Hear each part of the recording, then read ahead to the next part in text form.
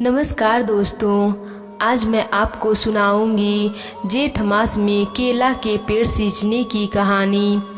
बहुत पहले की बात है। एक नगर में एक मोहन नाम का व्यक्ति रहता था। उसके परिवार में उसकी पत्नी रीमा और उसकी बहन सुधा थी। सुधा भगवान विष्णु की परम भक्त थी। एक बार जेठ का महीना आया। सुधा ने जेठ मास का नित्य नियम ले लिया। वह सुबह स्नान करती, पीला वस्त्र पहनती, केले के पेड़ को सींचती, चिड़ियों को दाना पानी रखती और जल का दान करती थी। उसकी पूजा भक्ति से भगवान विष्णु जी आते और सोने का कटोरा व 4 लड्डू दे जाते। एक दिन पड़ोसन ने रीमा के कान भरे कि तुम्हारी ननद के पास न जाने कौन आता है, सोने का कटोरा व 4 लड्डू दे जाता है।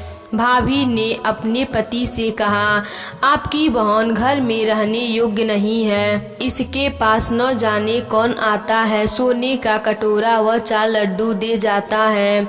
तब मोहन बोला, बताओ क्या करें। तब भाभी बोली, इसे जंगल में गाड़ आओ। भाई ने ना कुछ सोचा ना समझा, ले गया बहन को जंगल में गाड़ने। गड्ढा खोदते खोदते सुबह से शाम हो गई।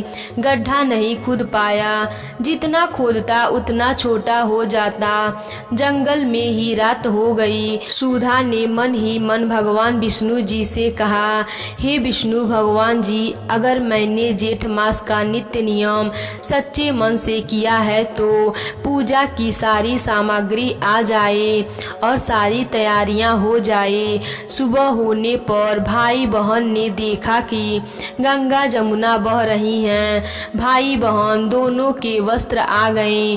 भाई बहन दोनों ने स्नान किया, फिर पीले वस्त्र धारण किए।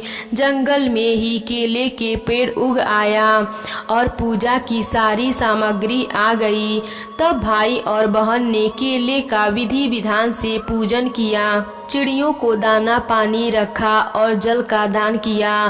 फिर बहन ने कथा कहानी कही, भाई ने सुनी और भगवान विष्णु जी आए। सोने का कटोरा और 4 लड्डू बहन को दे दिए और चांदी का कटोरा और 2 लड्डू भाई को भी दे दिए। भगवान विष्णु ने कहा, तुम्हारी बहन गंगा जल की तरह पवित्र है, उसमें कोई दाग नहीं है। भाई ने भगवान विष्णु जी से क्षमा मांगी और अपने बहन से भी क्षमा मांगी। फिर भाई अपने बहन को कंधे पर बैठाकर घर लाया। उसकी भाभी देखी और गुस्से से बोली, इसको कंधे पर बैठा कर क्यों लाए हो।